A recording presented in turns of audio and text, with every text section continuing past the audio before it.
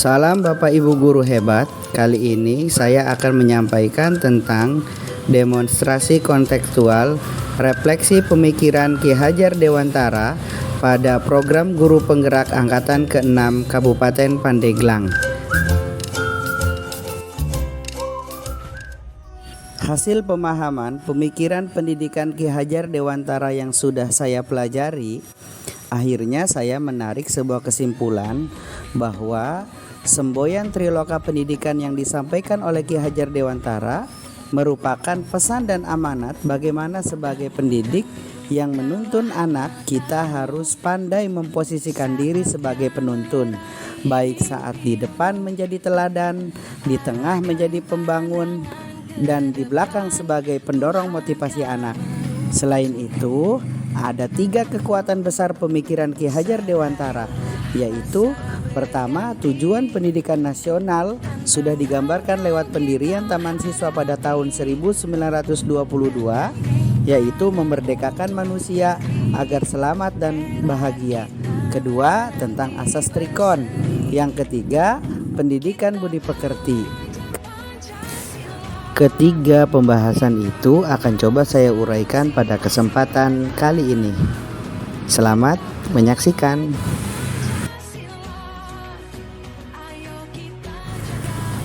Sebelum kita membahas tentang 3 kekuatan pemikiran Ki Hajar Dewantara, mari kita kenali terlebih dahulu profil Ki Hajar Dewantara.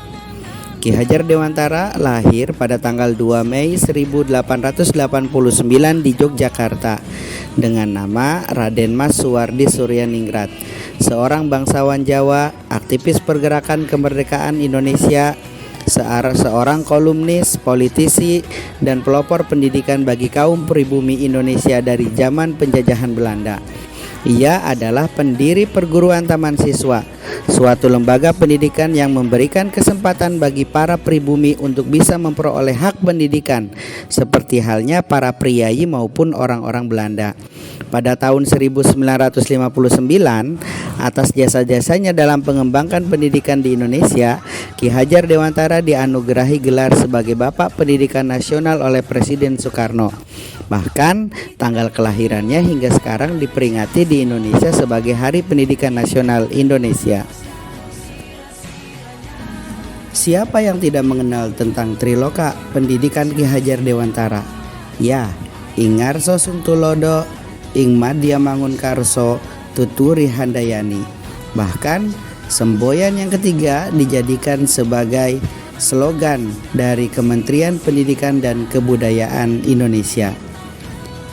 Rasanya memang kurang sekali ketika membicarakan Ki Hajar Dewantara dan pemikirannya, kita tidak menyinggung tentang Triloka Pendidikan.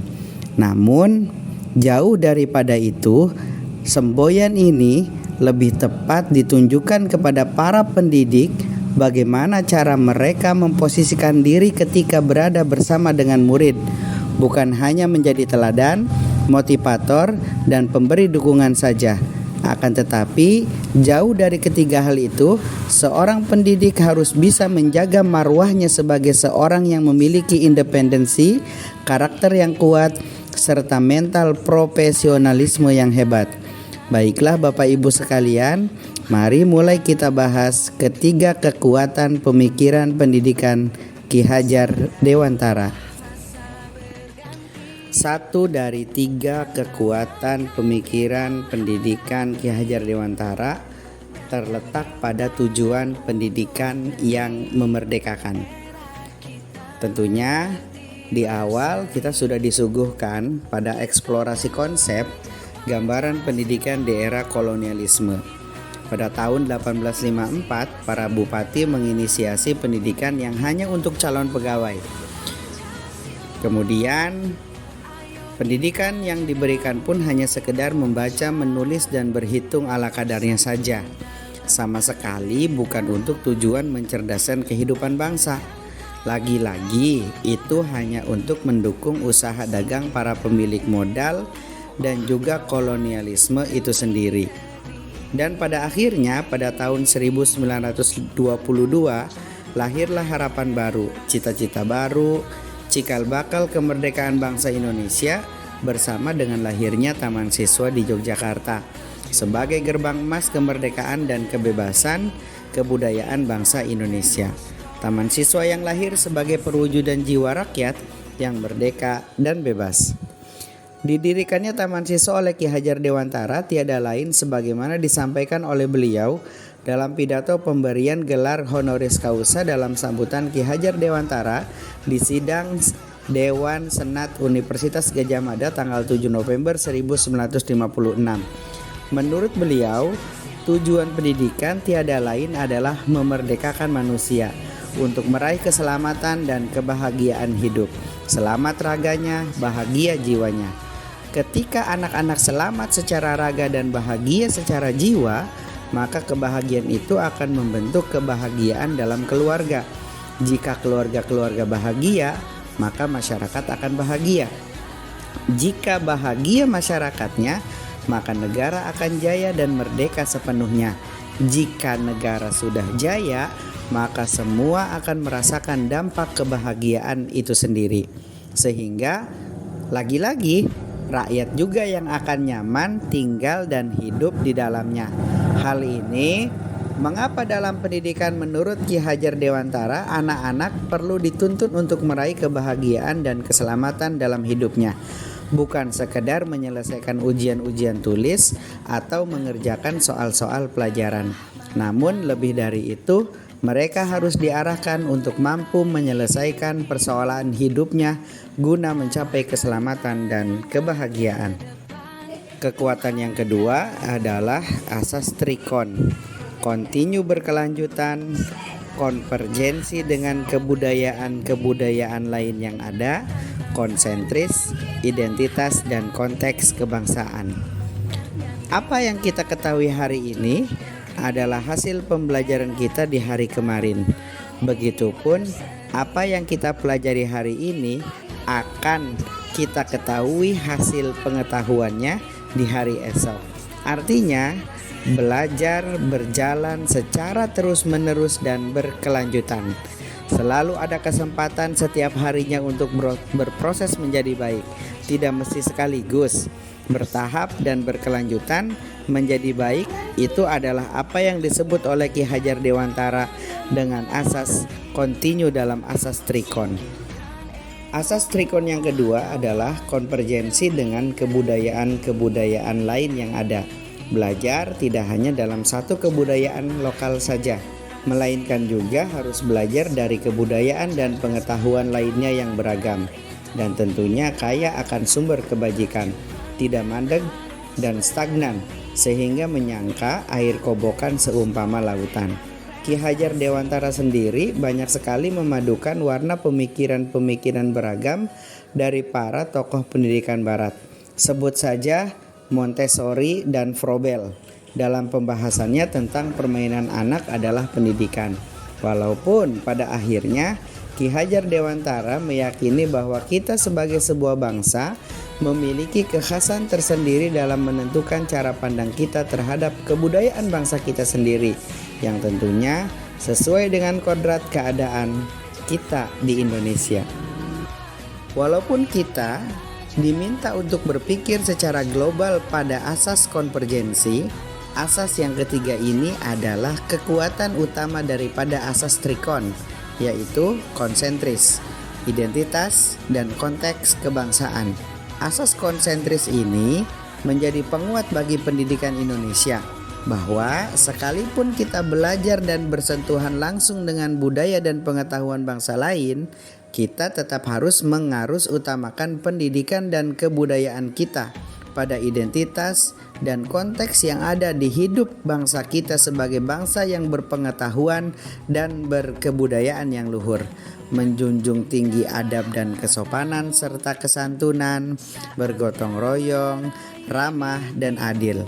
Sebagaimana disampaikan Ki Hajar Dewantara dalam pidatonya, akhirnya jika kita sudah bersatu dalam alam universal, kita bersama mewujudkan persatuan dunia dan manusia yang konsentris. Konsentris menurut Ki Hajar Dewantara berarti bertitik pusat satu dengan alam-alam kebudayaan sedunia. tetapi masih memiliki garis lingkaran sendiri-sendiri. Inilah suatu bentuk dari sifat yang kita semua sepakati kita sebut dengan Bhinneka Tunggal Ika. Ketiga asas trikon ini adalah kekuatan daripada pemikiran pendidikan Ki Hajar Dewantara yang kedua. Yang ketiga, kita saksikan selanjutnya.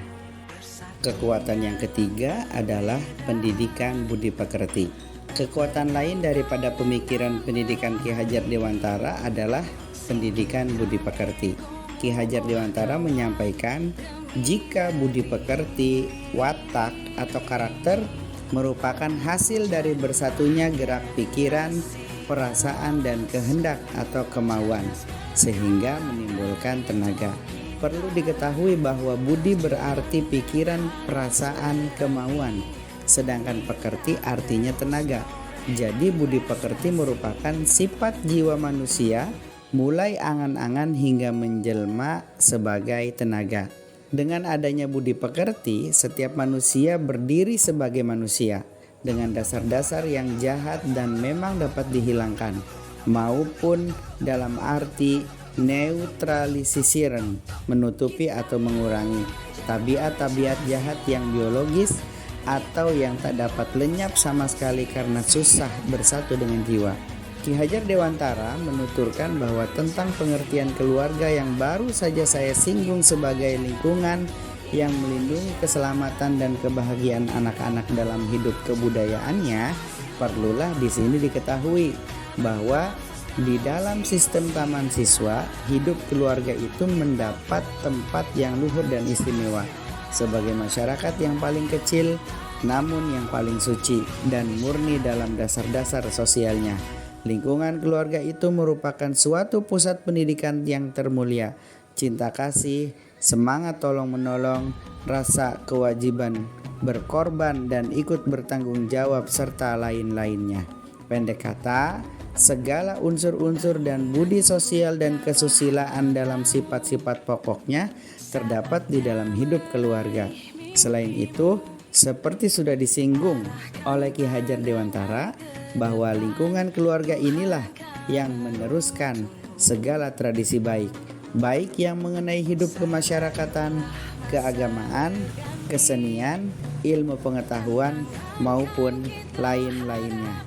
Itulah mengapa pendidikan budi pekerti memiliki tempat tersendiri dalam kekuatan pemikiran Ki Hajar Dewantara.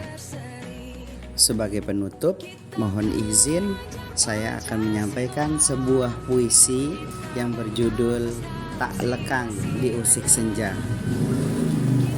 Ki Hajar Dewantara, dirimu lentera zaman kegelapan pendidikan, di tengah penjajahan tak berkesudahan.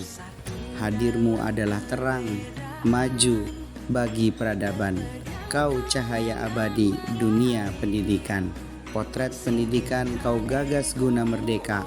Selamat raganya, bahagia jiwanya. Kini Indonesia jaya setelahnya. Ucap terima kasih, takkan cukup sekiranya. Ki Hajar Dewantara, semisal semesta, engkaulah sang surya. Pusat kami para bumi menjadi manusia, menuntun manusia, memanusiakan manusia. Pemikiranmu abadi, tak lekang di usik senja, tak usang dimakan usia. Terima kasih. Akhirul kalam, wallahul muwafiq ila aqwamit thoriq. Wassalamualaikum warahmatullahi wabarakatuh. Salam Bapak Guru, Ibu Guru hebat.